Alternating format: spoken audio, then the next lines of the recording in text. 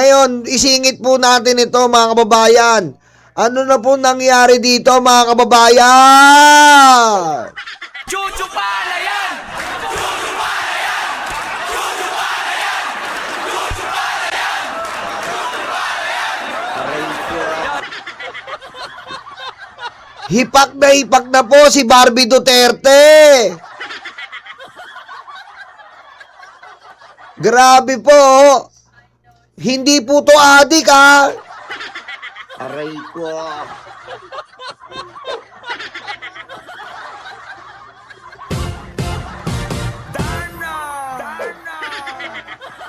Ano nangyari po dito? Mukhang napasarap sa kakahigop ng etits. Mukhang nasarapan po si Barbie kakahigop ng etits.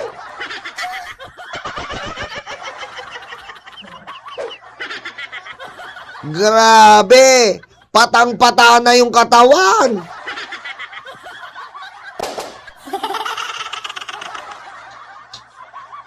Ano mga DDS? Nagpapaloko pa rin kayo? Aray ko. Hindi pa rin adit to? Tignan nyo sa kakasipsip ng etits, wala nang natira.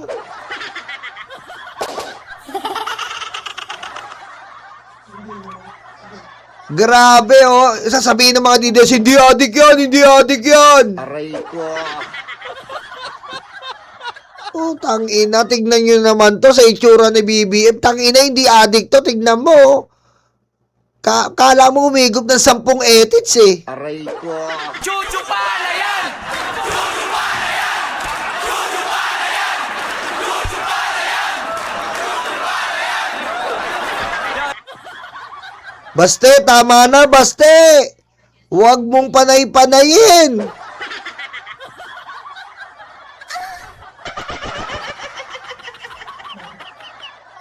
Puta, mas pangit ka pa kay Max Alvarado.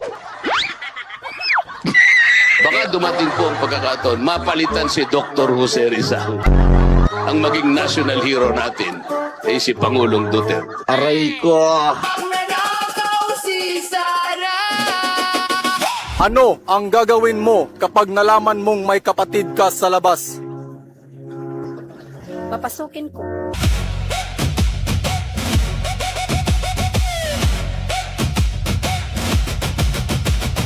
At ayun na nga, may nabato na naman ang laptop. Aray ko. Ayan na nga po, may nabato na naman daw ng laptop. Si Powa at yung si Mr. Objection. Aray ko.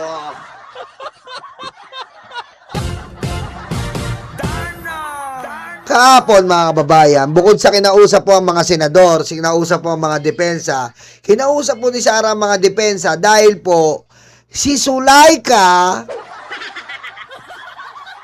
mga karayuma, si Sulaika po ay isasalpak ngayon sa witness stand. Aray ko. Diba? Kasi si Sulaika po mga karayuma, mga kababayan, ay siya po ang kasama ni Sara noong nandoon ang ginawa niya yung death threat. Dahil ginawa nga yun ni Sara para iligtas siya.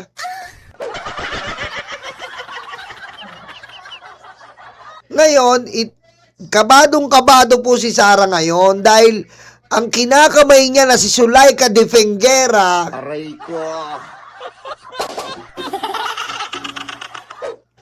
ay isasalpak po ngayon. Aray ko. Isasalpak po sa witness stand at tatanungin po si Sulaika de Fengera na finger ka ba? Patayin mo si BBM. No joke.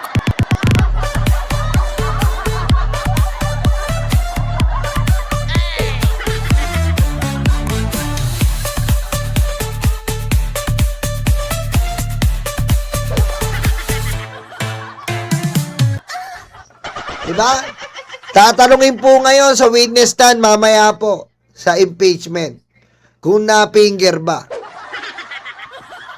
Tatanungin po, Kung narinig mo ba yung sinabi ni Sarah, hindi po siya pwede magsinungaling dahil siya yung sinasagip ni Sarah noon habang nagkakamayan sila sa loob ng kwarto. Aray ko. Diba?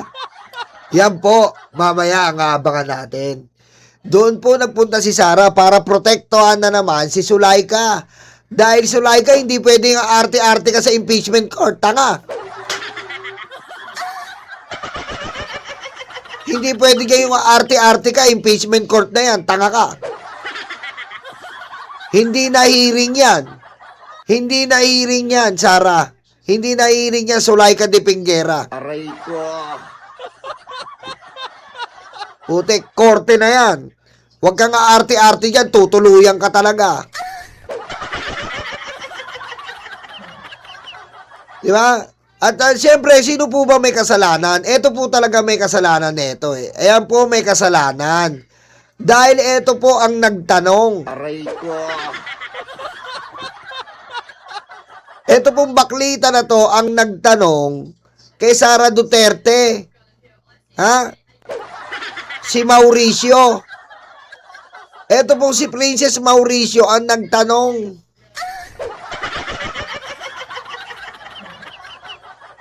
Alam niyo po ba't napahamak si Sara? Kasi po ang laki ng Gcash niya eh, oh. Hi friends and not friends and not friends. Aray ko.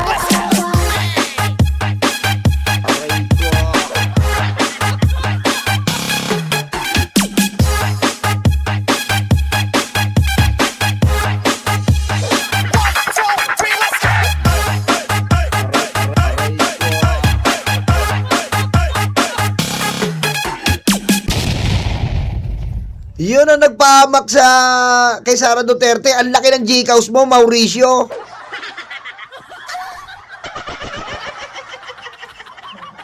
Kulang na lang kalahati ng screen mo, Gcash mo, peste ka.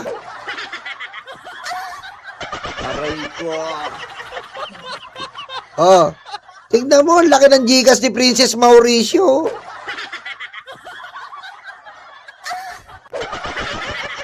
Ganyan pa. Ganyan po mga DDS, patay gutom. Iilan niya, kulang na lang buong screen, Gcash. Di kayo nahiya. Anak ng weteng, tapos haharap daw siya. Humarap ka. Ha? Humarap ka doon, tanga Mauricio. Hindi pwede yung babakla-bakla ka doon, haharap ka doon, totoong katauhan mo, Mauricio. Aray ko. Hindi pwedeng nakaganyan ka, tanga. Nakawig-wig kang ganyan ka. Kailangan lalaki ka doon, Mauricio. Aray ko. Ha? Hindi pwede may princess ka pa doon, Mauricio ka. Eto po kasi yung nagtanong kay Sara. Anong masasabi mo na may mga ganun-ganun sa'yo? Sinabi ni Sara, may kinausap na ako. Tanga rin eh. May kinausap na ako. Oh, yun. And the rest is history. Ayan na. Nalagay na si Sara ngayon sa alaanganin. Ha? Grabe ka naman, Mauricio. Alisin mo na kaya yung mukha mo, lagay mo na sa screen buong Gcash mo. Aray ko. Naiiyak ka pa, Mauricio eh. Alisin mo na yung mukha mo, naiiyak ka pa eh. Diba? Ang liit ng Gcash mo. Aray ko. Baka mahirapan pa yung mga nanonood sa inyan. Grabe, no? Patay gutom talaga.